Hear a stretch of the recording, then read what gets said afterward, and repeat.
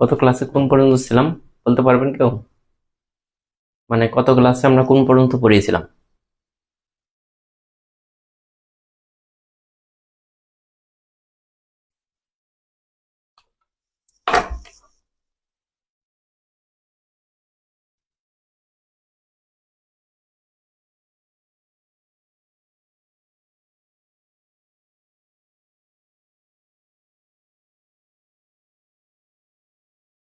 ওয়ালাইকুম আসসালাম, আলহামদুলিল্লাহ ভালো আছি। কিসের 21 নম্বর?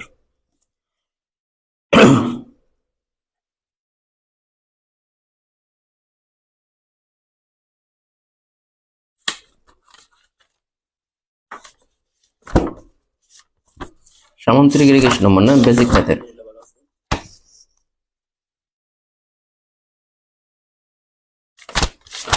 শেষ হয় না কেন? ও 21 নম্বর, তার মানে আয়তক্ষেত্র থেকে শুরু করব।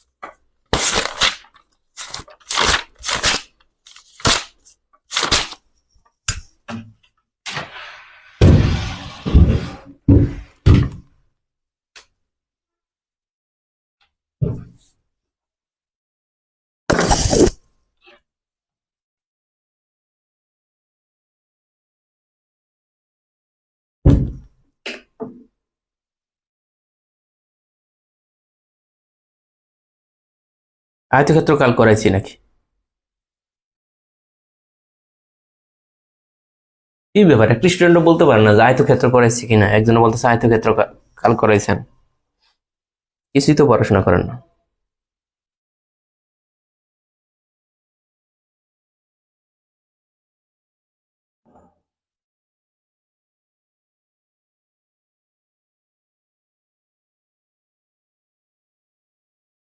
স্যার, আপনার করার থেকেই কেবের পাসটা আসছে, আমি পাস করছি, যাক আলহামদুলিল্লাহ। রাফা জামান,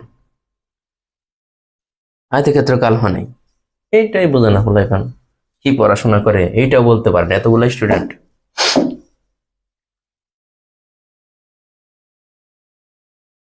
আয়তক্ষেত্র আর সামান্তরিকের মধ্যে একটা মিল আছে। আমরা বলছিলাম যে আয়তক্ষেত্রটা হচ্ছে যার বিপরীত বাহুগুলো সমান, যেমন এই বাহু আর এই বাহু সমান হতে হবে, এবং এই বাহু পরস্পর সমান এবং সমান্তরাল, বাট কোণগুলা 90 ডিগ্রি। সেম ভাবে এই আয়তক্ষেত্রটাকে যদি একটু বাঁকা করে ফেলি চাপ দিয়ে, তখন কিন্তু হয়ে যাবে। দেখেন, এই যে এটাই মনে করুন উপরেরটাই এদিকে চাপ দিচ্ছেন, চাপ দেওয়ার ফলে এরকম বাঁকা হয়ে গেছে। তখন এটা এ বি সি ডি সবই ঠিক আছে, মনে করেন এই বাহু সমান এই বাহু, বিপরীত বাহুগুলা সমান কিন্তু কোণগুলা সমকোণ নয়, তাহলে হয় সামান্তরিক। তার মানে আয়তক্ষেত্র আর সামান্তরিকের মধ্যে পার্থক্যটা কি? শুধু এটার কোণ সমকোণ, এটার কোণ সমকোণ নয়, আর বাকি সব সেম। এখানে বলছে আবার সামান্তরিকের ক্ষেত্রে দেখেন কর্ণ দুইটা পরস্পর সমান। এই কর্ণ আয়তক্ষেত্রের ক্ষেত্রে কর্ণ দুইটা সমান, কিন্তু সামান্তরিকের ক্ষেত্রে কর্ণ দুইটা সমান হবে না। কর্ণ দুইটা সমান হবে না কার ক্ষেত্রে? সামান্তরিকের ক্ষেত্রে কর্ণ দুইটা সমান হবে না, আয়তক্ষেত্রের ক্ষেত্রে কর্ণ দুইটাও সমান। এরপর আরেকটা কথা বলছে যে আয়তক্ষেত্রের কর্ণদ্বয় পরস্পরকে, মানে কোণটাকে, যেমন এই কর্ণ কথা যদি চিন্তা করি, এই কোণটাকে সমান দুই ভাগে ভাগ করছে। আবার এই যে এই কর্ণটাও, এটা সি কোণটাকেও, মানে কর্ণ প্রত্যেকটা কোণকে সমান দুই ভাগে ভাগ করে। আয়তক্ষেত্রের কর্ণদ্বয় কোণগুলাকে সমান দুই ভাগে ভাগ করে দেয়, মানে সম দ্বিখণ্ডিত করে।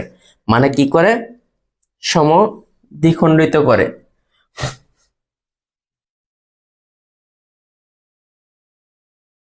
এখন চলে আসেন, আয়তক্ষেত্র থেকে তেমন প্রশ্ন হয় না, কারণ সহজ ব্যাপারটা এই জন্য হয় না। এখানে দেখেন কোন চতুর্ভুজের কোণগুলো সমান, বাহুগুলো অসমান। এটা আবার কি প্রশ্ন? কোন চতুর্ভুজের কোণগুলো সমান, বাহুগুলো অসমান, এটা কার? একটু খেয়াল করে দেখুন তো এটা কার সাথে মিলে।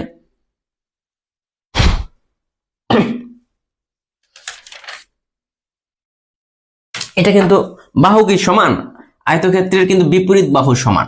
হ্যাঁ, বিপরীত বাহুগুলো সমান, কিন্তু কোণগুলা কিন্তু প্রত্যেকটাই 90 ডিগ্রি, প্রত্যেকটা কোণই 90 ডিগ্রি। এজন্য বলতেছে কোণগুলা সমান, বাহুগুলা অসমান। তো ওইটা হবে আয়তক্ষেত্র। এখন বলতে পারেন বর্গক্ষেত্র। বর্গক্ষেত্র দেখেন কোণ সমান, আবার বাহু প্রত্যেকটা বাহুই সমান, এই জন্য কিন্তু মিলে নাই। এখানে যদি বলতো যে কোণ চতুর্ভুজের কোণগুলো সমান, বাহুগুলো সমান, তখন কিন্তু হয়ে যেত, উত্তর হইতো বর্গক্ষেত্র। হ্যাঁ, কিন্তু এইখানে বলা আছে বাহুগুলা অসমান, আয়তক্ষেত্রের বাহুগুলা সমান না, বিপরীত বাহুগুলা সমান। বাহুগুলা অসমান, কোণগুলা সমান, মানে প্রত্যেকটা কোণ 90 ডিগ্রি। আবার যদি বলতো বাহুগুলাও সমান এবং কোণগুলাও সমান, তাহলে বলা রাখতো আপনার বর্গক্ষেত্র। এরকম আসতে পারে প্রশ্ন। এরপরে বলছে সামান্তরিকের কর্ণদ্বয় পরস্পর সমান হলে, এটা পড়ানো হয়ে গেছে। সামান্তরিকের কর্ণ দুইটা যদি সমান হয়ে যায় তাহলে আয়তক্ষেত্র হয়ে যাবে। যেমন এটা সামান্তরিক, এই যে এইভাবে এই দুইটা কর্ণ আছে। এখন এই কর্ণটা কিন্তু বড়, দেখেন। এখন আমি এইটাকে যদি এইখান থেকে যদি ধাক্কা দিই, ধাক্কা দিয়ে যদি সোজা করে ফেলি এটাকে, তাহলে কিন্তু এরকম হয়ে যাবে। মানে সোজা করে কর্ণ দুইটা সমান হয়ে গেলে তখন কিন্তু এই যে এই কর্ণ আর এই কর্ণ যখন সমান হয়ে যাবে তখন হয়ে যাবে আয়ত, তখন হয়ে যাবে কি আয়ত। এটা কিন্তু অনেক কমন। হ্যাঁ, এরপরে আছে যে একটা আয়তক্ষেত্রের দুটি সন্নিহিত বাহুর দৈর্ঘ্য এত হলে অন্তর্ভুক্ত কোণ কত হলে আয়ত আঁকা সম্ভব। আয়তক্ষেত্রের প্রত্যেকটা কোণের পরিমাণ কত হয়? বাহু যেমনই তাই হোক, কোণ কিন্তু 90 ডিগ্রি হতে হবে। আয়তক্ষেত্রের প্রত্যেকটা কোণই 90 ডিগ্রি হতে হবে। সো দেখেন কি টেকনিক্যালি প্রশ্ন করছে। এটা হচ্ছে 15তম নিবন্ধন 2019-এ প্রশ্ন করছে যে একটা আয়তক্ষেত্রের দুটি সন্নিহিত বাহুর দৈর্ঘ্য, সন্নিহিত বাহুর দৈর্ঘ্য যেমনই তাই হোক, আমাদের দেখার বিষয় না। আয়তক্ষেত্রের কোণ সব সময় 90 ডিগ্রি।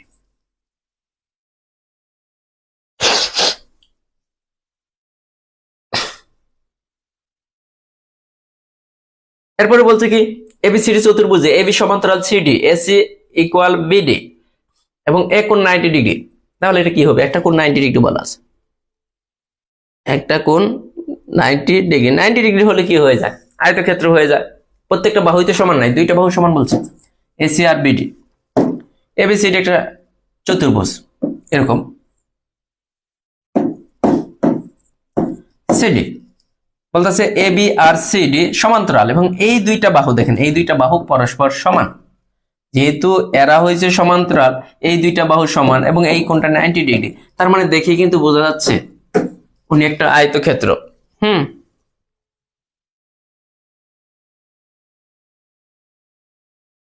এরপরে চলে আসেন বর্গক্ষেত্র। বর্গক্ষেত্র থেকে অনেক প্রশ্ন হয়। বর্গ এমন একটি সামান্তরিক, দেখেন বর্গ কিন্তু এক প্রকার সামান্তরিক, যার প্রত্যেকটি কোণ সমকোণ, বাহুগুলো সমান। ওই জায়গায় বলে আসছে বর্গক্ষেত্রে বাহুগুলো সমান, কোণগুলো সমান।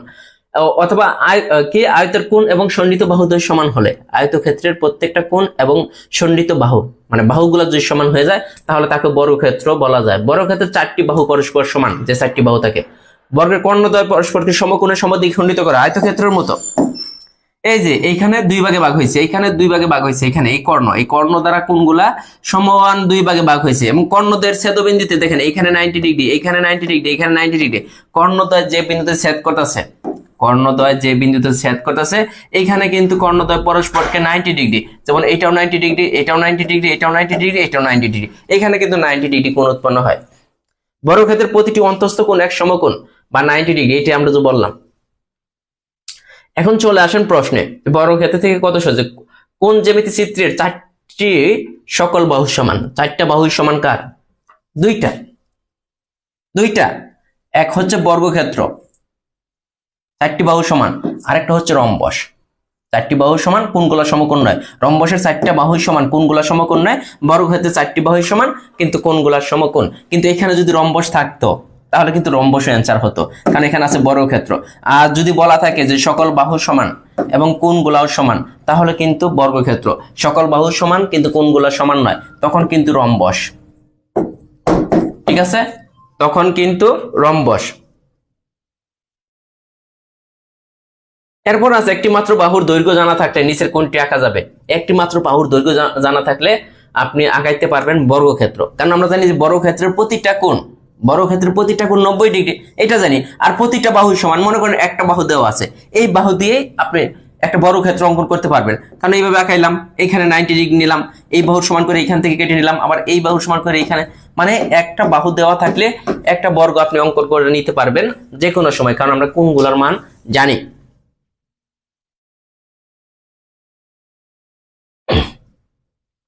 এরপর আছে বর্গক্ষেত্রের 4 কোণের সমষ্টি। বর্গক্ষেত্রের 4 কোণের সমষ্টি। চতুর্ভুজের 4 কোণের সমষ্টি কত ডিগ্রি? চতুর্ভুজের 4 কোণের সমষ্টি কত ডিগ্রি? ওইটাই হবে, কারণ বর্গক্ষেত্র হচ্ছে এক প্রকার চতুর্ভুজ। এটা আপনারা বলেন। 28 নম্বর।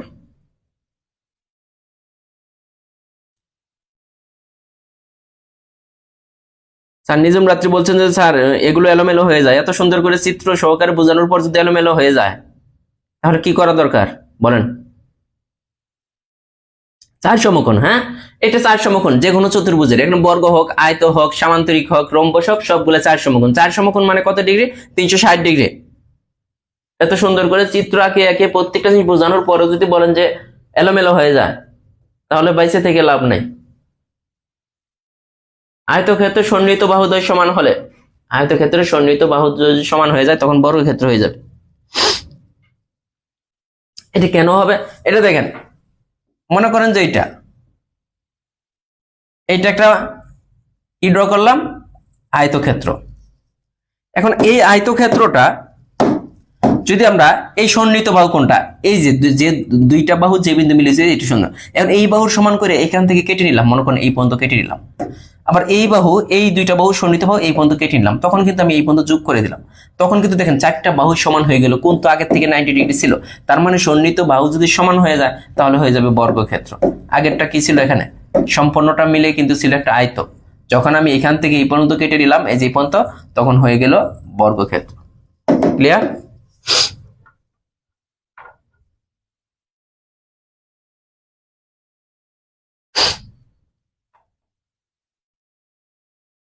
বাইরে দেখে আসলে কোনো লাভ নাই, কারণ এখানে যাদের বেবি আছে তাদের বেবি কেউ যদি এনে বসাই দেন সেও বুঝবে, কারণ ওদের ব্রেন অনেক শার্প, এত সুন্দর করে বুঝাইতেছি, অথচ বেবির মায়েরা বোঝে না, কি একটা অবস্থা হবে দেখেন।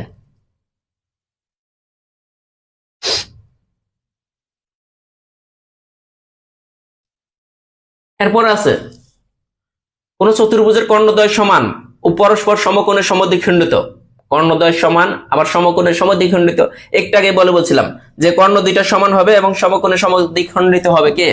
বর্গক্ষেত্র।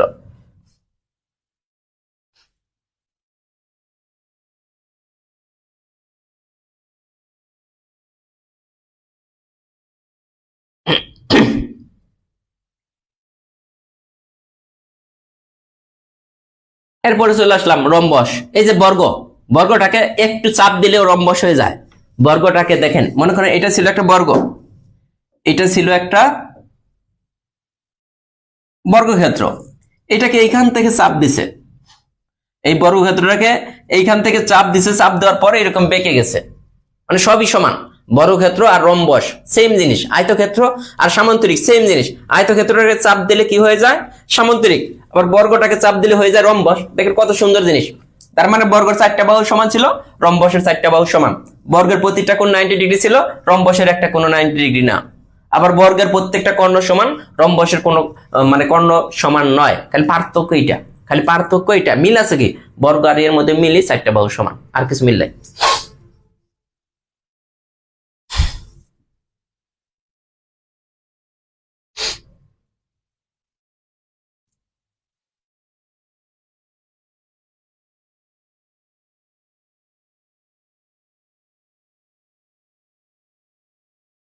নিচের কোনটি রম্বসের বৈশিষ্ট্য? কর্ণদ্বয় পরস্পর সমান না, বলে দিচ্ছি না। প্রত্যেক কোণই সমকোণ, কোন কোণই সমকোণ না। বিপরীত কোণদ্বয় সমান নয়, প্রত্যেকটি বাহুই সমান, একটাই কিন্তু মিল আছে। রম্বসের কি? প্রত্যেকটি বাহুই সমান। এখন বিপরীত কোণদ্বয় সমান, হ্যাঁ অবশ্যই। রম্বস বলেন, আয়তক্ষেত্র বলেন, সামান্তরিক বলেন, প্রত্যেকটারই এই যে বিপরীত কোণগুলা, যেমন এই কোণ সমান এই কোণ, আবার এই কোণ সমান এই কোণ, বিপরীত কোণগুলা সমান। এখানে বলছে বিপরীত কোণদ্বয় সমান নয়, তার মানে সমান। এই যে প্রত্যেকটা বাহুই সমান, রম্বসের ক্ষেত্রে সমান, বর্গক্ষেত্রের ক্ষেত্রেও সমান।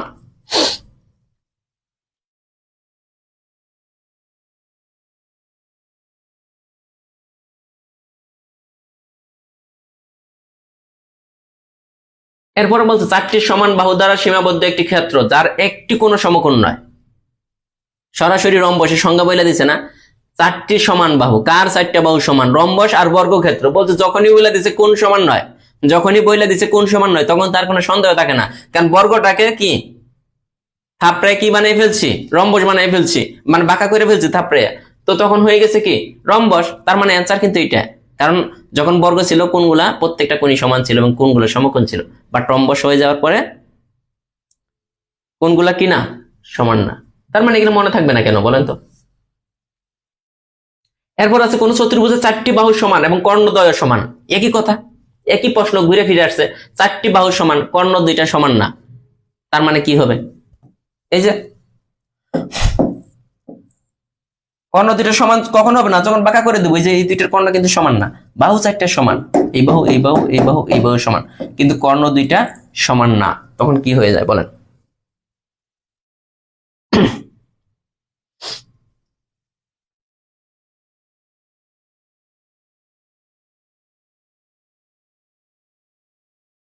এই যে কি কথা, যে চতুর্ভুজের বাহুগুলি পরস্পর সমান ও সমান্তরাল, সমান বলছে, এটা চিন্তা করতে হবে, সমান বলছে হতে পারে বর্গ অথবা রম্বস, কিন্তু যখন কোণের কথা বলা আছে কোণ সমকোণ নয়, তখন রম্বস, বা কর্ণদ্বয় সমান নয়, তখন কি হয়ে যায়? রম্বস।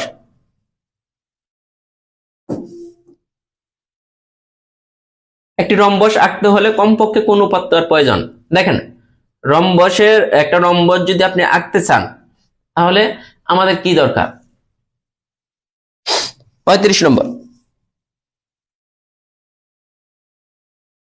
রম্বসের প্রত্যেকটা বাহু যেহেতু সমান, তার মানে একটা বাহুর দৈর্ঘ্য এবং একটা কোণ যদি দেওয়া থাকে, তাহলে আমি রম্বস আঁকতে পারি। যেমন মনে করেন একটা বাহুর দৈর্ঘ্য দেওয়া আছে, আর একটা কোণ মনে করেন যে এটা দেওয়া আছে, এই কোণটা দেওয়া আছে, মনে করেন 60 ডিগ্রি এই কোণটা দেওয়া আছে।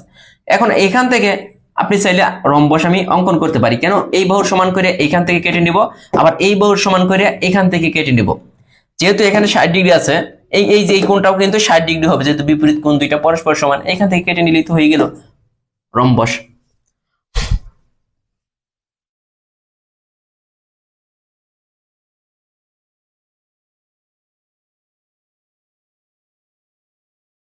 এই যে বর্গক্ষেত্র আঁকা যায়, বর্গক্ষেত্র আঁকতে হলে দেখেন, রম্বস আঁকতে হলে কি লাগে? এক বাহুর দৈর্ঘ্য একটা কোণ, এটা রম্বস। শুধু যদি এক বাহুর দৈর্ঘ্য দেওয়া থাকে, শুধু যদি বাহুর দৈর্ঘ্য দেওয়া থাকে, তাহলে বর্গ আঁকা যায়। এখন বলতে পারেন যে কেন আঁকা যায়? কারণ আমরা জানি যে বর্গের কোণ দেওয়া থাকা লাগে না, প্রত্যেকটা কোণই 90 ডিগ্রি, ওটা তো এমনিতে সবাই জানে, কিন্তু রম্বসের কোণ কত ডিগ্রি হবে এটা তো আমরা জানি না। দ্যাটস ওয়াই একটা বাহু একটা কোণ, আর বর্গের ক্ষেত্রে শুধু একটা বাহু।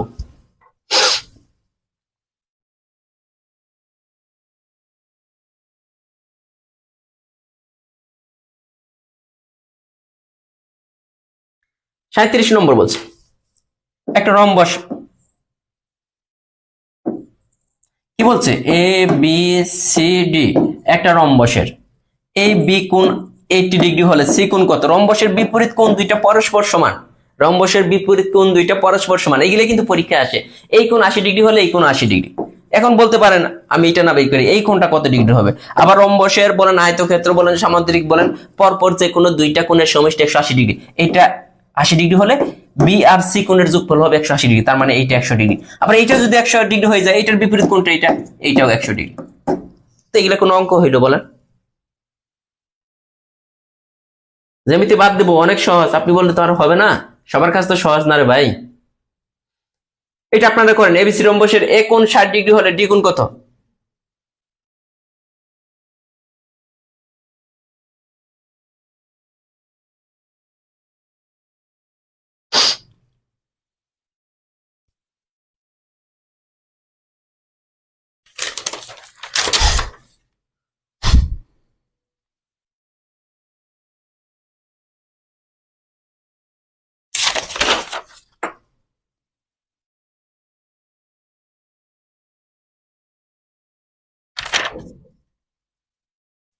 পড়াইলাম না, হ্যাঁ?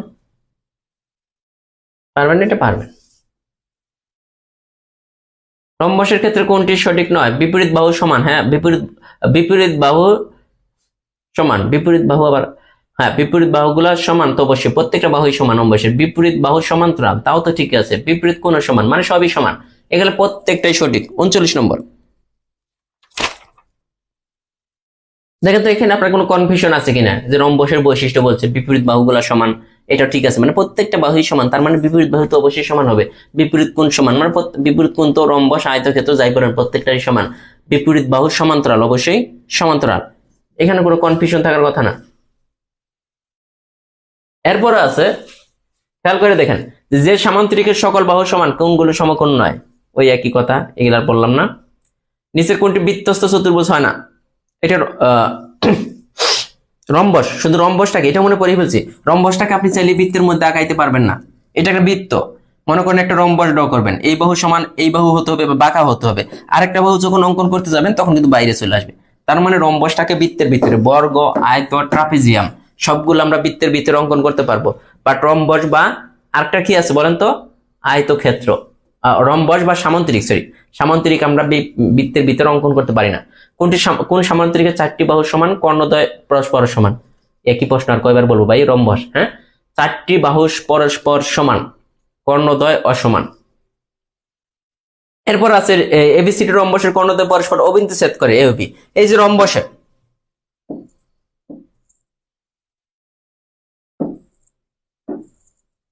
কর্ণ দুইটা পরস্পর অবিন্দু ছেদ করছে।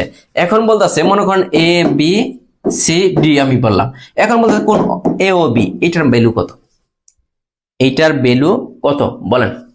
43 নম্বরটা, এটা আমরা আগেই বলে আসছি।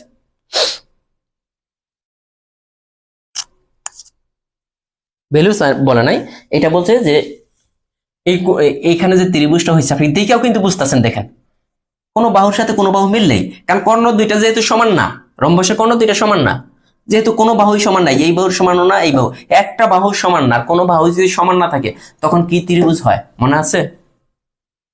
কোনো বাহুই যদি সমান না হয়, বিষম বাহু ত্রিভুজ। 44 নম্বর, কোন ক্ষেত্রগুলোর কর্ণদ্বয় পরস্পরকে সমকোণে সমদ্বিখণ্ডিত করে? এটা আমরা আগেই পড়ে ফেলছি। 44 নম্বর,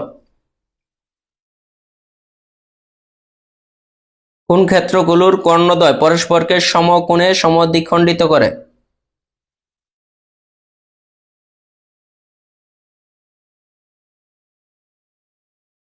এগুলার পড়বো না। রম্বসের কর্ণদ্বয় পরস্পরকে কি করে? সমকোণে সমদ্বিখণ্ডিত করে। রম্বসের কর্ণদ্বয় 45।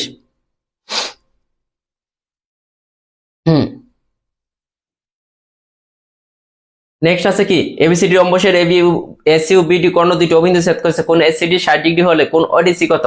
46। পারবেন 46 নম্বর? দেখেন চিত্র আঁকাইলে এগুলো সহজ হয়ে যায়, এমনি কঠিন মনে হলেও A B C D রম্বসের AC R BD কর্ণদ্বয় ছেদ করছে ও বিন্দুতে, কোন কি বলতেছে, কোন এসিডি,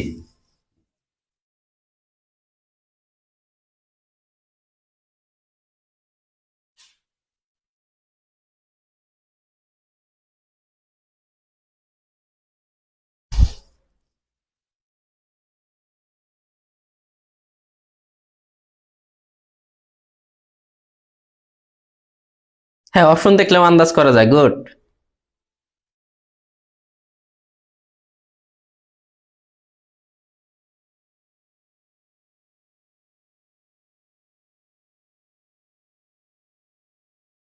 এসিডি বলতেছে এই কোণ যদি কয় ডিগ্রি বলতেছে, 60 ডিগ্রি হয়, তাহলে এই কোণটাও যেহেতু রম্বস পরস্পর সমকোণে সমদ্বিখণ্ডিত হয়, এইটা তাহলে কত ডিগ্রি হয়ে যাবে দেখেন তো? এমনিতে তো 30 ডিগ্রি, কারণ এটা ছিল টোটালটা মিলে কয় ডিগ্রি হয়, এটা সরি, এটা 60 ডিগ্রি হলে এটা কয় ডিগ্রি হবে, এটা দেখেন। আবার এটা যদি 60 ডিগ্রি হয়, এটার বিপরীত পাশে আরেকটাও কিন্তু 60 ডিগ্রি হয়, এখানে কি কোনো সমস্যা আছে কি? দেখেন এ সি ডি আমাদের বলতেছে ও ডি সি, মানে এই কোণ আর এই কোণের যোগফল কত ডিগ্রি হয় টোটাল? দেখেন তো 180 ডিগ্রি হতে হবে, টোটাল দুইটা কোণের যোগফল হতে হবে 180 ডিগ্রি, কিন্তু এখানে তো এসিডি দেওয়া আছে,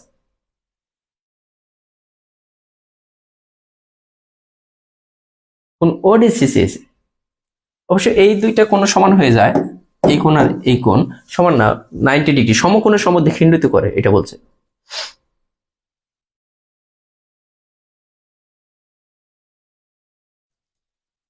90 degree plus 60 degree 150 degree 180 minus 150 30 degree. এটা তো আমি বুঝছি। হুম যে এইখান থেকে বের করা যায় না এটা কত ডিগ্রি হয়, খেয়াল করে দেখেন তো। এটা হয় 90 ডিগ্রি, কারণ এখানে কিন্তু প্রত্যেকটা কোণই 90 ডিগ্রি। আপনি খেয়াল করে দেখেন যে এই ত্রিভুজটা নিয়ে কাজ করি, যদি আমরা শুধু এই ত্রিভুজটা নিয়ে কিভাবে কাজ করবে, এটা 60 ডিগ্রি, আর এইটা তো আমরা জানি 90 ডিগ্রি, তাই না? 60 আর 90 তাহলে হচ্ছে 150। তাহলে এটা কত হয়, ত্রিভুজের 3 কোণের সমষ্টি। এই ত্রিভুজটাকে কাইটা যদি এইভাবে এখানে নিয়ে আসেন, মনে করেন এইটাই এখানে কেটে নিলাম, এইটা 90 ডিগ্রি, এইটা 60 ডিগ্রি, তাহলে এইটা কিন্তু আলটিমেট 30 ডিগ্রি হয়ে যায়। মানে আমরা জানি যে একটা ত্রিভুজের 3 কোণের সমষ্টি কত ডিগ্রি, 180 ডিগ্রি। এখন আমাদের বলছে এই যে ও ডি সি, এইটাই কিন্তু ও ডি সি, এই কোণটা 30 ডিগ্রি। ঠিক আছে, এখন বুঝছেন কি না? এটা কিন্তু অনেকে বুঝেন নাই, আমি জানি। এটা কিন্তু অনেকেই বুঝেন নাই যে কিভাবে আসলো। বীজগণিতের সূচক লগ এখান থেকে নিবন্ধনে আসে, এগুলো তো করান না বাইরে ভাই। একসাথে সব আমি কেমনে করাবো বলেন? আমি তো ক্লাস তো প্রতিদিন নিতেছি। রম্বসের কর্ণদ্বয় পরস্পর অবিচ্ছেদ করে কর্ণদ্বয়ের অন্তর্ভুক্ত কোণ। কর্ণদ্বয়ের অন্তর্ভুক্ত কোণ একটাকে আমরা যা বলে দিলাম।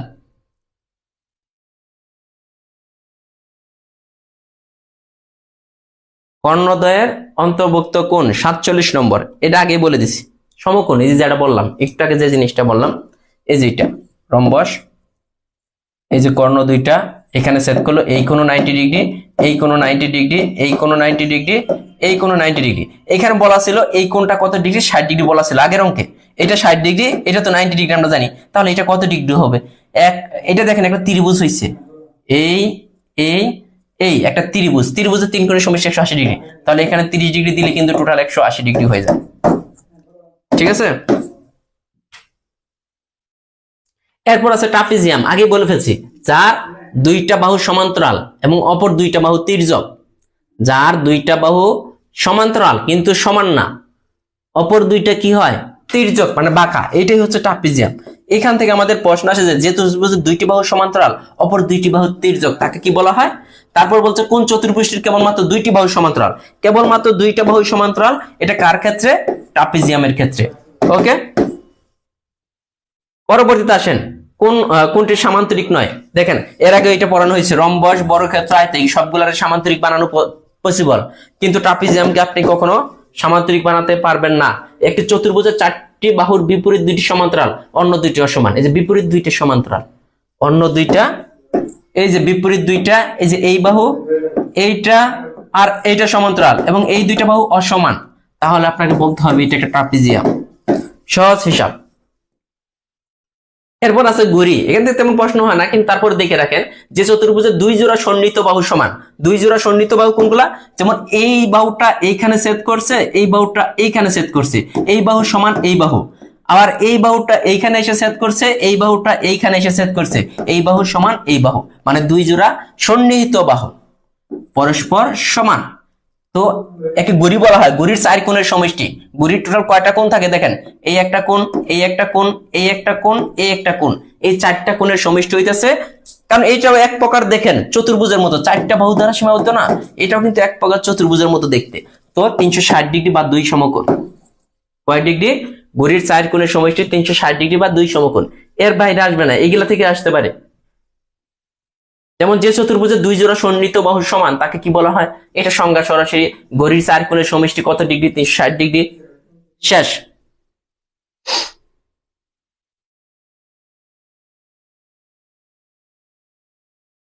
হ্যাঁ, গড়ি আছে, ছোটবেলায় গড়ি উড়াইছেন। এখন আসেন আমরা আর কিছু বেসিক আইডিয়া দিব। এখন ওই আপনার বৃত্ত নিয়ে, বৃত্ত নিয়ে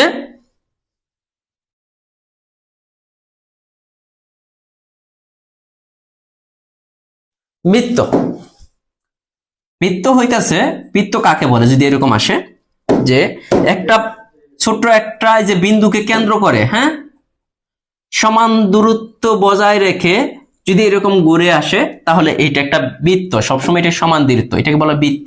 আর যে জিনিসটা এই যে এখান থেকে শুরু কইরা এইভাবে গিয়ে এইভাবে গিয়ে এইভাবে এইভাবে এখানে ঘুরে আসলাম, এটা হচ্ছে বৃত্তের পরিধি। এটা হচ্ছে বৃত্তের পরিধি।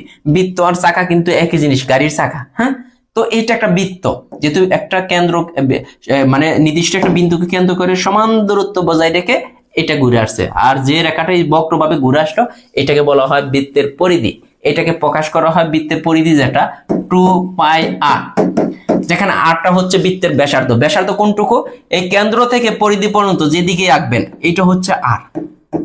কেন্দ্র থেকে পরিধি পর্যন্ত যে মানে যেভাবে আপনি ড্র করেন এটা কিন্তু কি হয়ে যাবে?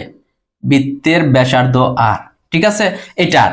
এখন এই আরটাকে এইদিকে মানে এইখান থেকে এই পর্যন্ত কিন্তু ব্যাসার্ধ, আপনি এই দিক থেকেও টানতে পারেন, এটাও ব্যাসার্ধ।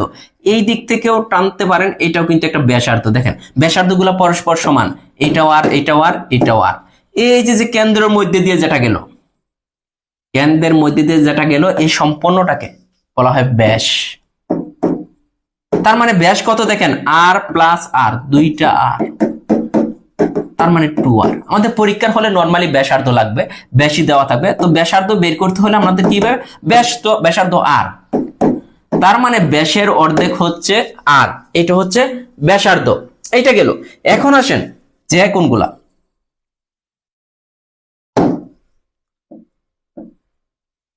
একটা বৃত্তের দেখেন এটা একটা জ্যা, এইটা একটা জ্যা, এইটা একটা জ্যা, এই যে কেন্দ্র দিয়ে গেল, কেন্দ্র দিয়ে যদি যায় এটাও কিন্তু একটা জ্যা, কিন্তু এটা একটা স্পেশাল জ্যা, যার আলাদা নাম আছে। এই যে এটা কেন্দ্রের মাঝখান দিয়ে যে যেটা যাবে এটা হচ্ছে বৃত্তের সবচেয়ে বড় জ্যা, বৃত্তের বৃহত্তম জ্যা। হ্যাঁ, আবার এটার নামই হচ্ছে ব্যাস। বৃত্তের বৃহত্তম জ্যাটাকেই ব্যাস বলা হয়।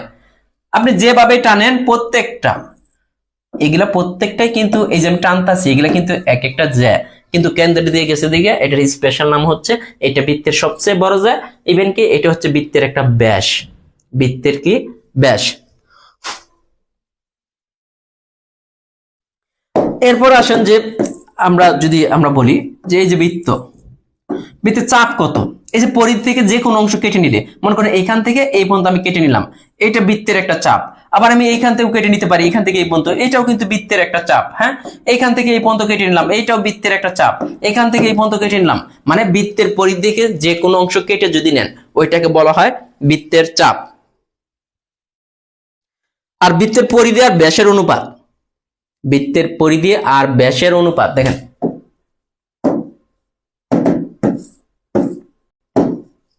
বৃত্তের পরিধি আমরা দেখছিলাম 2πr, আর ব্যাস বলছিলাম কি 2r। এই দুটোর অনুপাত কত হয় দেখেন তো? বৃত্তের পরিধি আর ব্যাসের অনুপাত কি? দেখেন এখানে 2r আছে, এদিকে এইটা এইটা, তার মানে পাই অনুপাত 1, কিন্তু 2r বাদ দেন, পাই বাই 1 ইকুয়াল কিন্তু শুধু পাই হবে। তার মানে বৃত্তের পরিধি আর ব্যাসের যে অনুপাতটা পেলাম এটা কিন্তু পাই, এটাকে বলা হয় ধ্রুব সংখ্যা, যার মান হচ্ছে 22/7। কত? 22/7 অথবা 3.1416, আর অনেক আছে। ঠিক আছে।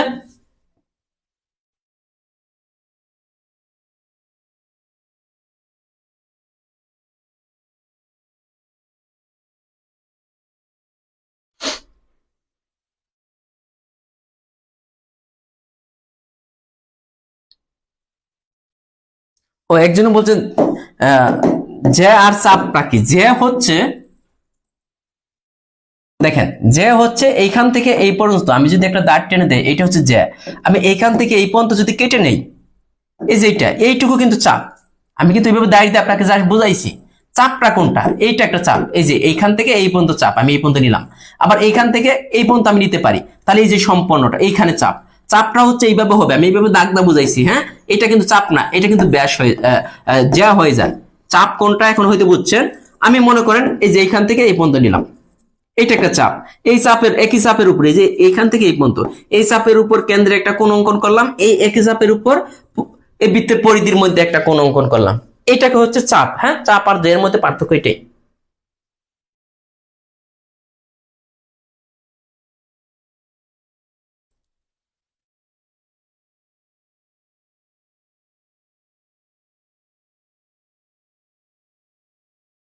এখন আসেন যে একই সরলরেখায় অবস্থিত নয় এরকম তিনটা বিন্দু দিয়ে একটা বৃত্ত অঙ্কন করা যায়, কমপক্ষে তিনটা, দুইটা বিন্দু দিয়ে একটা সরলরেখা অঙ্কন করা যায়, তিনটা বিন্দু দিয়ে একটা বৃত্ত অঙ্কন করা যায়। হ্যাঁ, আমরা এখন সবচেয়ে মোস্ট ইম্পর্টেন্ট একটা বিষয় পড়বো, বৃত্তের একই চাপের উপর দ্বন্দ্বয়মান কেন্দ্রস্থ কোণ বৃত্তস্থ কোণের কি অর্ধেক না দ্বিগুণ। দেখেন এই চাপ যারা বুঝছিলেন না, মনে করেন এই দুইটা আমি একটা চাপ নিলাম, এই যে এখান থেকে এই পর্যন্ত এটাকে বলা হয় বৃত্তের একটা চাপ, এইটুকু। এখান থেকে আমি কেন্দ্রে একটা কোণ অঙ্কন করলাম, আবার এখান থেকে বৃত্তের পরিধি, এই যে এটা বৃত্তের পরিধি সম্পূর্ণটাকে বলা পরিধি, এখানে একটা কোণ অঙ্কন করলাম মনে করেন একই চাপের উপরে। এখন দেখা গেল এই যে কোণটা, এই দুইটা কোণের মধ্যে একটা সম্পর্ক আছে। এই সম্পর্ক, এই কোণটা যদি 60 ডিগ্রি হয় এই কোণটা হবে 30 ডিগ্রি। এই কোণটা যদি মনে করেন যে 45 না, মনে করেন যে এই কোণটা 90 ডিগ্রি হলে এই কোণটা হয়ে যাবে 45 ডিগ্রি। কয় ডিগ্রি হবে? 45। মানে এই কোণটাই কেন্দ্রের ও কোণটা যা হবে এই এক কোণটা তার অর্ধেক হবে। এইখানে যদি এটা যদি মানে 150 ডিগ্রি হয় এটা হবে 75 ডিগ্রি। তার মানে এই কেন্দ্রের কোণটাকে বলা হয় কেন্দ্রস্থ কোণ, আর এইখানে যে কোণ এটাকে বলা হয় বৃত্তস্থ বা পরিধিস্থ কোণ। এটা কি? বৃত্তস্থ বা পরিধিস্থ কোণ, পরিধিস্থ কোণ। আর কেন্দ্রেরটাকে কেন্দ্রস্থ কোণ, এটা আমরা জানি। তার মানে কেন্দ্রের কোণটা বড়, এই কোণটা ছোট। বৃত্তস্থ বা পরিধিস্থ একই চাপের উপর, এটা পরীক্ষায় আসবে। মানে এখানে দেওয়া থাকবে কেন্দ্রস্থ কোণ দেওয়া আছে 120 ডিগ্রি, বলবে যে কি বৃত্তস্থ কোণটা কত। তার মানে কেন্দ্রস্থ কোণের চেয়ে কিন্তু বৃত্তস্থ কোণ যেটা ওইটা কিন্তু ছোট, অর্ধেক হয়ে যাবে। ঠিক আছে,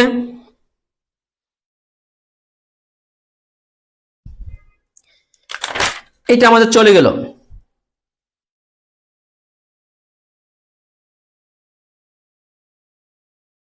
এখন আমরা কিছু প্রশ্ন সমাধান করি, যেহেতু এখানে আমরা নেই নাই। এখানে আমাদের বইয়ে 1 নম্বর প্রশ্নটা আছে বৃত্তের কেন্দ্র ছেদকারী জ্যাকে কি বলা হয়। এই যে এটা দেখেন, আমরা যেহেতু প্রশ্নগুলো নেই নাই, এই কেন্দ্র দিয়ে যে যেটা যায় এটাকে কি বলা হয়। দেখেন প্রশ্ন, এটাকে কি বলা হয় এটা আপনারাই বলবেন। এটাকে কেন্দ্রগামী, এই যেটাকে কি বলা হয় দেখি অ্যান্সার দেন। 1 নম্বর প্রশ্ন, সিরাজুল হক বাদন বলছেন যে ব্যাস, পারুল বলছেন যে ব্যাস, সাজিদ আব্দুল্লাহ বলছেন যে ব্যাস, তানজিলা ইসলাম বলছেন যে ব্যাস। গুড, এটা কিন্তু ব্যাস, কেন্দ্র দিয়ে যায় ব্যাস, আবার এটা বৃত্তের বৃহত্তম যায়। এর বলছে বৃত্তের কেন্দ্র থেকে সমদূরবর্তী যে বক্ররেখা আঁকা হয় এটাকে কি বলা হয়। এই যেটাকে, এই যে সমদূরবর্তী যে বক্ররেখা, এই সম্পন্ন দেখেন এটা কিন্তু আমি যদি টোটালটা নেই তাহলে টোটালটা একটা বৃত্তের চাপও বলা হয়, অনেক সময় এটাকে বৃত্তের পরিধি বলা হয়। কি বলা হয়? চাপ অথবা পরিধি, এটা বুঝতে হবে।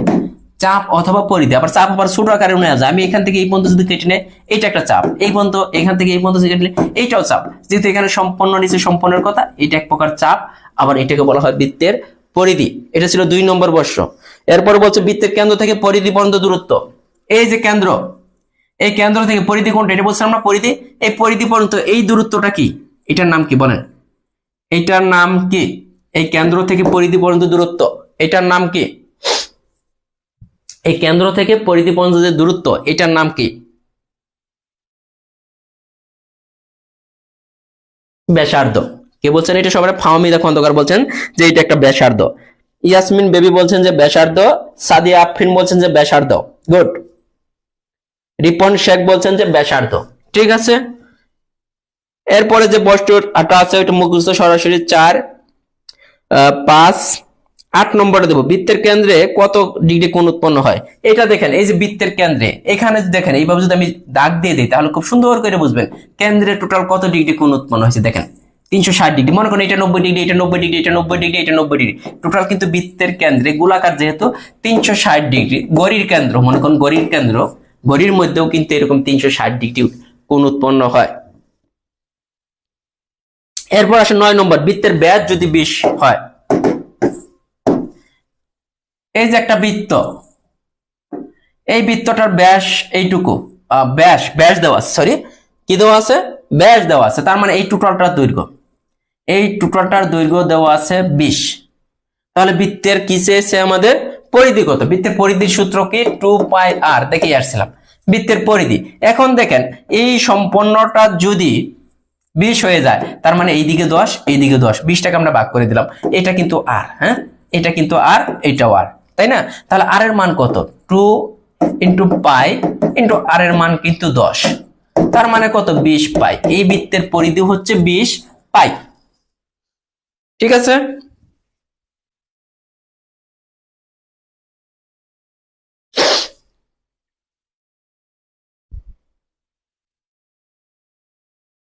এখন আছেন যে দুইটা চাপ, বৃত্তের উপচাপ আর একটা হচ্ছে বৃত্তের অধিচাপ।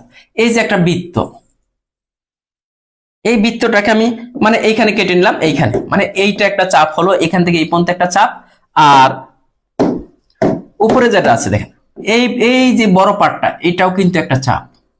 ঠিক আছে? এইটুকু দেখেন, দুই কালার দাম বুঝালাম। নিচের টুকু একটা চাপ, যেহেতু আমরা কেটে নিছি, উপরের টুকু একটা চাপ। এই নিচের টুকু, এইটুকু কিন্তু ছোট, এটাকে বলা হয় উপচাপ, ছোট হলে উপ। আর বড় দেখেন এই নীল কালার টুকু, এটা কিন্তু বড়, এটাকে বলা হয় অধিচাপ। এটাকে কি বলা হয়? অধিচাপ, এই যে নীলটুকু। আর লালটুকু হচ্ছে উপচাপ।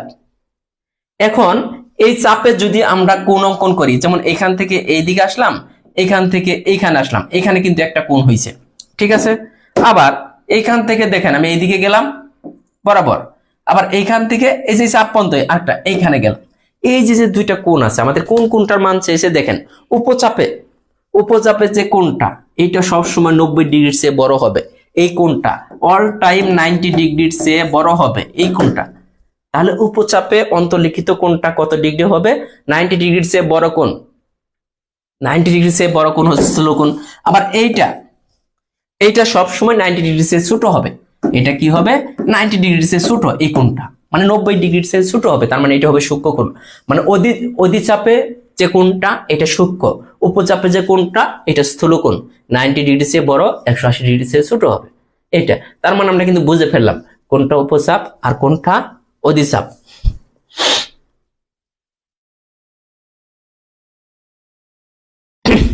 দুইটাই কিন্তু নিবন্ধনে আছে।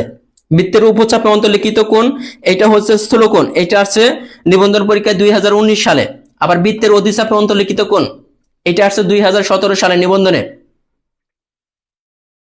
একটু আগে আমরা পড়িয়ে ফেলছি বৃত্তের পরিধি ও ব্যাসের অনুপাত, পড়াইছি কিনা মনে আছে? বৃত্তের পরিধি কত? 2 পাই আর, আর বৃত্তের ব্যাস কত? 2 আর। এই দুটোর অনুপাত করলে কি আসছিল? 2 পাই আর অনুপাত 2 পাই, সরি 2 আর। তাহলে এই 2 আর আর এখান থেকে 2 আর বাদ দেন, এখান থেকে পাই অনুপাত 1, তার মানে পাই বাই 1 ইকুয়াল পাই। বৃত্তের পরিধি ব্যাসের অনুপাত পাই অথবা পাই বাই 7 অথবা 3.1416, এটা হতে পারে। এটা কিন্তু কয় নম্বর প্রশ্ন গেল? 12 নম্বর প্রশ্ন। বৃত্তের পরিধি ব্যাসের অনুপাত, এটা হচ্ছে অমূলদ সংখ্যা। অমূলদ সংখ্যা কেন? এটা কিন্তু দশমিকের পরে কোনো পৌনঃপুনিক নাই, মানে পাইয়ের মান কিন্তু দশমিকের পরে চলতেই আছে, শেষ নাই। দ্যাটস ওয়াই এই যে 3.1416 এরপরে dot dot dot dot dot dot যাবেই। এই জন্য কিন্তু পাই একটা অমূলদ সংখ্যা। ই এবং পাই মনে রাখেন, পরীক্ষা আসতে পারে ই কোন ধরনের সংখ্যা, পাই কোন ধরনের সংখ্যা, দুইটাই অমূলদ সংখ্যা।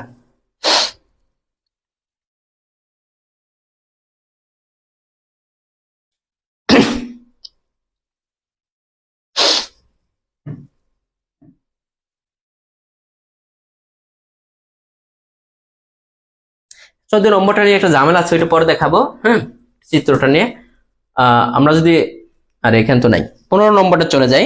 কি বলছে? বৃত্তস্থ সামান্তরিক। দেখেন বৃত্তের ভিতরে যদি কোনো সামান্তরিক অঙ্কন করেন, সামান্তরিক তো বৃত্তের ভিতরে অঙ্কন করা যায় না, মনে আছে? কে কাকে কাকে? রম্বস আর সামান্তরিক, এই দুইটা কিন্তু আমরা বৃত্তের ভিতরে অঙ্কন করতে চাই না। যদি আমরা সামান্তরিকটা বৃত্তের ভিতরে দিয়ে যাই, তাহলে কিন্তু বিপরীত বাহুগুলা সমান এবং কোণগুলা সমকোণ হয়ে যাবে, তখন কিন্তু এটা হয়ে যাবে আয়ত, কারণ সামান্তরিক থেকে আয়ত হওয়া যায়। আবার বৃত্তস্থ রম্বস যদি বলে, রম্বস, তখন কিন্তু এইটা হয়ে যাবে বর্গ। বৃত্তের ভিতরে যদি কোনো রম্বস অঙ্কন করতে চান, তাহলে ওইটা আপনার বর্গ হয়ে যাবে। তার মানে দুইটা আমরা শিখে রাখি, বৃত্তস্থ সামান্তরিক হয়ে যাবে আয়ত, বৃত্তস্থ রম্বস হয়ে যাবে বর্গ।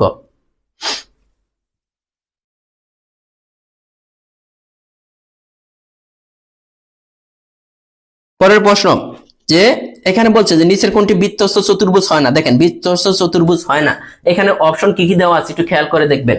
এখানে দেওয়া আছে বর্গ, বৃত্তস্থ হয় না কোনটা আপনারা খুঁজে বের করেন, একটু আগে আমরা এগুলো আলোচনা করে আসছি। এরপর আছে কি? ট্রাপিজিয়াম, এরপর আছে রম্বস, এরপর আয়ত। দেখেন ট্রাপিজিয়ামও কিন্তু বৃত্তের ভিতরে আঁকা যায়, ঠিক আছে, আয়তটাও আঁকা যায়, কিন্তু কাকে আঁকা যায় না? রম্বসটাকে বৃত্তের ভিতরে আঁকা যায় না। যদি রম্বস আঁকেন তাহলে হয়ে যাবে বর্গ, তার মানে রম্বসটাকে বৃত্তের ভিতরে আঁকা যায় না। দুইটি নির্দিষ্ট বিন্দু দিয়ে কয়টি বৃত্ত আঁকা যায়? দেখেন, দুইটি নির্দিষ্ট বিন্দু দিয়ে অসংখ্য বৃত্ত আঁকা যায়। দুইটা নির্দিষ্ট যদি বিন্দু দেন, এই যে দুইটা বিন্দু দিয়ে কতগুলা বৃত্ত আঁকা যায়। আমি যদি বলি যে এই যে এটার উপর দিয়ে গেলাম, এইটা একটা বৃত্ত, আবার এইভাবে দিলাম, এইটা আরেকটা বৃত্ত, আবার এইভাবে দিলাম, এইটা আরেকটা বৃত্ত, সরি এটা এইদিকে যায় না, যেভাবে হোক আপনি অসংখ্য বৃত্ত আপনি অঙ্কন করতে পারবেন দুইটা নির্দিষ্ট বিন্দু দিয়ে। এরপরে আছে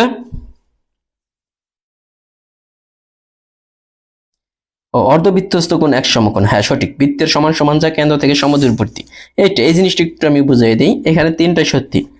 বৃত্তের স্পর্শক বিন্দু ব্যাসার্ধের উপর লম্ব। তিনটা জিনিস বুঝাবো একটা প্রশ্ন থেকে। এই যে বৃত্তকে স্পর্শ করে যদি কোনো রেখা চলে যায়, এটাকে বলা হয় বৃত্তের স্পর্শক। এখন কি বলতেছে যে বৃত্তের স্পর্শ বিন্দুগামী ব্যাসার্ধের উপর লম্ব। এই যে এই স্পর্শকটা, এই যে এই পর্যন্ত যদি আমি একটা ব্যাসার্ধ অঙ্কন করি, এইটার উপর লম্ব, তার মানে বোঝাইতেছে এইদিকে 90 ডিগ্রি, এইদিকেও 90 ডিগ্রি। স্পর্শকের এখানে 90 ডিগ্রি করে কোণ উৎপন্ন হবে। এটা বলা হচ্ছে বৃত্তের স্পর্শ বিন্দুগামী যে ব্যাসার্ধ, এটার মান আর, এটা হবে লম্ব। এই স্পর্শকের উপরে ব্যাসার্ধটা সব সময় লম্ব হবে। এইটা একটা তথ্য ছিল। তারপর বলছে অর্ধবৃত্তস্থ কোণ এক সমকোণ। এটা বুঝতে হবে অর্ধবৃত্তস্থ কোণ, আগে তো এটা বুঝতে হবে। এই জিনিসটা কি, মনে করেন এই বৃত্তটা এরকম অর্ধেক কেটে নিলাম, এই অর্ধেক থেকে যদি আমরা কোনো কোণ অঙ্কন করি, এটা হয়ে যাবে 90 ডিগ্রি। বলতে পারেন এটা যদি আমরা এইভাবে অঙ্কন করি, এই যে এই দিকে যেটা, এটা 90 ডিগ্রি। তার মানে এরকম আমরা একটা বৃত্তের অর্ধেক কাইটে এখানে নিয়ে আসলাম, এইভাবে আমি আঁকলাম। এখন এইখান থেকে আমি যে কোণে অঙ্কন করবো, এটা 90 ডিগ্রি। আবার এই যে এটা যদি চিন্তা করি এই পর্যন্ত, এটাও 90 ডিগ্রি। আবার এই দিক থেকে এইটা যদি চিন্তা করি 90 ডিগ্রি। তার মানে অর্ধবৃত্তস্থ কোণ প্রত্যেকটা হবে কয় ডিগ্রি? 90 ডিগ্রি।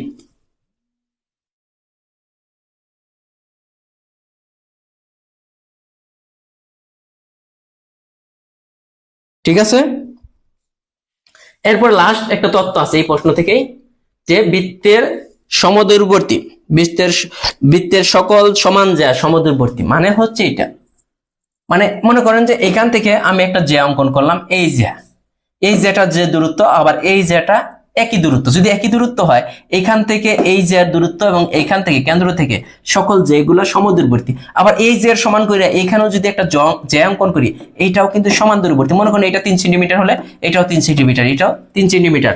যেগুলার দূরত্ব মানে যেগুলা যদি সমান থাকে, তাহলে যতগুলা জ্যা অঙ্কন করবেন, যে দিক থেকে অঙ্কন করেন, এগুলোর দূরত্ব সবসময় সমান হবে। ভাই 22/7 কিভাবে হইলো? এটা অনেক কাজ, মানে অনেক কিছু। যখন চাকা আবিষ্কার যখন করে, তখন এটার কাহিনী আছে। যে চাকা তো 4 কোণ হতে পারতো, তাই না? চাকা তো এরকম হতে পারতো, সাইকেলের চাকা বা গাড়ির চাকা। চাকা কেন গোল হইলো? ওই রেশিওটা মিলানোর জন্য 22/7 ওইখান থেকে একটা পয়েন্ট নিচ্ছে, যে বৃত্তের পরিধি, যে পরিধিটা থাকবে, পরিধি এবং ব্যাসের যে অনুপাত, ওইখান থেকে। হ্যাঁ, ওইটা অনেক কাহিনী আছে। কেন আসলো? গুড একটা কোশ্চেন। এরপর আছে বৃত্তের যে কোনো দুইটি বিন্দুর সংযোজিত রেখাংশ। বৃত্তের একটি কি?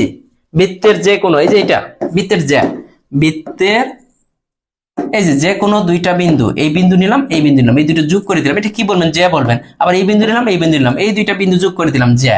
তার মানে বৃত্তের যে কোনো দুটি বিন্দুর সংযোজিত রেখাংশ বৃত্তের একটি জ্যা। এই যাইসা পড়ছি, বৃত্তের একই চাপের উপর দণ্ডায়মান কেন্দ্রস্থ কোণ যদি 60 ডিগ্রি হয়, এটা আপনারা করবেন, আমি আর করবো না। এই যে বৃত্ত, এই যে একটা চাপ নিলাম, এই চাপের উপর কেন্দ্রে একটা কোণ অঙ্কন করব, আবার এটার পরিধির উপরে কোণ অঙ্কন করব। এখন বলতেছে কেন্দ্রস্থ কোণ কয় ডিগ্রি? বলছে কেন্দ্রস্থ কোণটা 60 ডিগ্রি হলে এই কোণটা কয় ডিগ্রি বলেন? এই কোণটা, এটা এ দিলাম, এটাও দিলাম, তাহলে এই কোণের মান কত হবে? এটা আপনারা করবেন।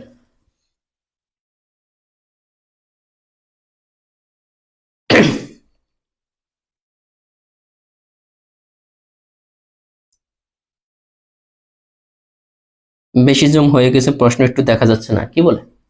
দেখা তো যায়, প্রশ্ন তো নাই, আমাদের প্রশ্ন নাই এখানে। আমি সরাসরি বই থেকে বলে দিচ্ছি, ভাইয়া প্রশ্ন দেখা যাবে না। এটা সবাই পারছেন, কারণ এটা যা হবে এটা তার অর্ধেক। আবার যদি এরকম আসতো পরীক্ষার হলে, এটা না আসে, এইটাই আসলো পরীক্ষার হলে, এইটা আসছে। আমাদের দেওয়া আছে যে এই কোণটা, এই কোণটা দেওয়া আছে 45 ডিগ্রি। আমাদের বলতেছে কেন্দ্রের এই ও কোণটার মান কত, তাহলে কত হবে বলেন তো? ও কোণের মান কত হবে? ও কোণের মান কত হবে বলেন?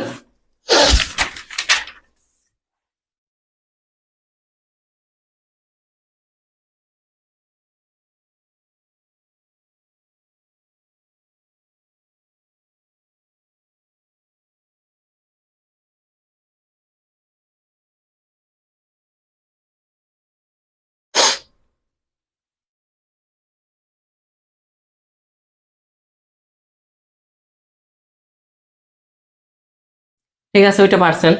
তারপরে চলে আসি, তারপরের প্রশ্ন হচ্ছে কোন বৃত্তে স্পর্শ বিন্দুগামী ব্যাসার্ধ স্পর্শকের অন্তর্ভুক্ত কোণ। দেখেন একই কথা বলছে, এটা আগে কিন্তু আমরা বুঝেই ফেলছি। এই যে একটা বৃত্ত, এখানে যদি একটা স্পর্শক আমরা অঙ্কন করি, এই স্পর্শকের উপর যে ব্যাসার্ধ অঙ্কন করলাম, এইদিকে 90 ডিগ্রি, এইদিকে 90 ডিগ্রি কোণ উৎপন্ন করে। মানে এইখানে কি কোণ উৎপন্ন করে? তার মানে এখানে সমকোণ উৎপন্ন করে। 90 ডিগ্রি মানে সমকোণ, এই পাশেও একটা সমকোণ উৎপন্ন করে। পরীক্ষায় এটি আসছে যে স্পর্শক এবং স্পর্শ বিন্দুগামী ব্যাসার্ধের উপর যে কোণটা উৎপন্ন হয়, এই কোণের নাম কি? সমকোণ বা 90 ডিগ্রি। ক্লিয়ার? এরপর আছে, এরপর যে প্রশ্নটি পড়াবো না, একই সরলরেখায় অবস্থিত নয় এবং ন্যূনতম কয়েকটি বিন্দু দিয়ে, ন্যূনতম 3টা বিন্দু লাগে, তাহলে একটা বৃত্ত আপনি অঙ্কন করতে পারবেন। একটি, এই যে এটা পরে বলছে 23 নম্বর। এরপরে বৃত্তের সমান সমান যায় কেন্দ্র হতে সর্বদা সমদূরবর্তী, এটা আগেই পড়াইছি। এরপরে যারা পড়ো 25 নম্বর, এ ও বি কেন্দ্র বিশিষ্ট দুটি বৃত্ত পরস্পর সি বিন্দুতে বহিস্থভাবে স্পর্শ করে, কোন এ সি বি কত? এটা আমি চিত্র আঁকাই, খুব সুন্দরভাবে আপনারা বুঝবেন। এই যে একটা বৃত্ত, এই যে আরেকটা বৃত্ত, এই বৃত্ত দুইটা বহিস্থভাবে কিন্তু এখানে স্পর্শ করছে। এই বৃত্তের কেন্দ্র এইটা, এইটা, এইটা। হ্যাঁ, একটা হচ্ছে এই বৃত্তের কেন্দ্রের নাম দিলাম এ, এইটার নাম দিলাম বি, এবং এরা যে বিন্দুতে ছেদ করছে এই ছেদ বিন্দুর নাম দিলাম, মানে যেখানে টাচ করছে, সি। এখন বলতেছে এই কেন্দ্র থেকে এই দিকে যদি একটা সরল রেখা টানি, এই যে এখানে যদি এরকম রেখা টানি, এইখানে যে কোণটা উৎপন্ন হলো এই কোণটার নাম কি, অথবা এই কোণটার নাম কি? দেখেন এখানে কিন্তু সরল কোণ, মানে সরল কোণ উৎপন্ন হয়েছে। 90 ডিগ্রি না, এটা সোজা একটা সরল রেখা। এক কেন্দ্র থেকে আরেক কেন্দ্র যদি টানেন, আপনি বলতে পারেন যে সোজা সোজা আঁকাইছেন দেখে ভাইয়া সরল কোণ হইতেছে। আমরা যদি বাঁকা করে আঁকাই, এইভাবে যদি বাঁকা কইরাও রাখাই, মনে করেন এটা চাষ করে গেছে, এই কেন্দ্র আর এই কেন্দ্র যোগ করে দিলে দুইটা কেন্দ্র বৃত্তের বহিস্থভাবে স্পর্শ করা দুইটা বৃত্ত, যদি আপনি দুইটা বৃত্তের কেন্দ্র যদি যোগ করে দেন, তাহলে সব সময় সরল কোণ উৎপন্ন হবে। এই কোণটার নাম হবে সরল কোণ, অথবা 180 ডিগ্রি, অথবা 180 ডিগ্রি।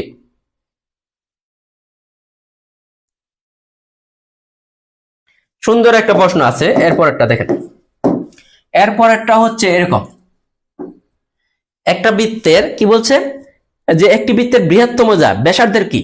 বৃহত্তম যে কোনটা বৃত্তের কেন্দ্র দিয়ে যায়, এটা কি ব্যাসার্ধের কি? বলতেছে ব্যাসার্ধ আমাদের আর হয়, তাহলে এটা কি ব্যাসার্ধের দ্বিগুণ না? একটা বৃত্তের বৃহত্তম যে যা, এটা ব্যাসার্ধের কত গুণ? কারণ 2r, ব্যাসার্ধ হচ্ছে আর, আর বৃহত্তম যে যেটা বলতেছি এটার দৈর্ঘ্য হচ্ছে 2r, তার মানে ব্যাসার্ধ এর দ্বিগুণ। বৃত্তের বৃহত্তম যা ব্যাসার্ধের কয় গুণ? দ্বিগুণ। অথবা বৃত্তের ব্যাস ব্যাসার্ধের কয় গুণ? দ্বিগুণ।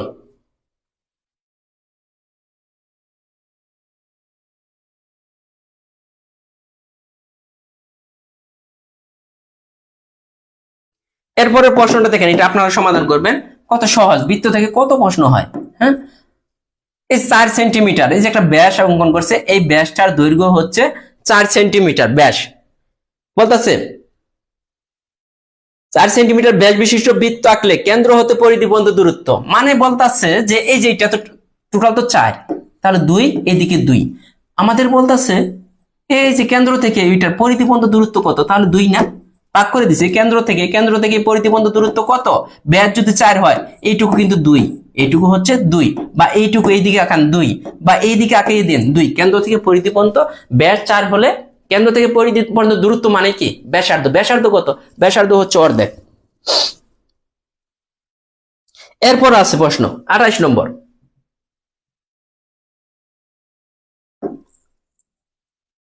28 নম্বর দেখেন,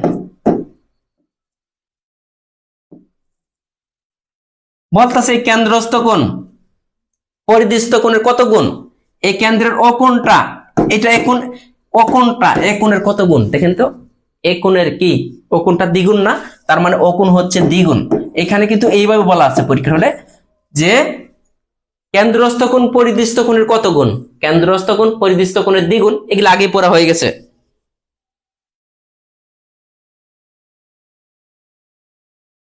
এরপর আছে 80 ডিগ্রি কোণটির নাম কি? এটা আমরা সবাই জানি যে সূক্ষ্মকোণ। 90 ডিগ্রি সে অর্ধবৃত্তস্থ কোণ 90 ডিগ্রি, তার মানে 30 পর্যন্ত কিন্তু আমাদের পড়া শেষ বৃত্তের।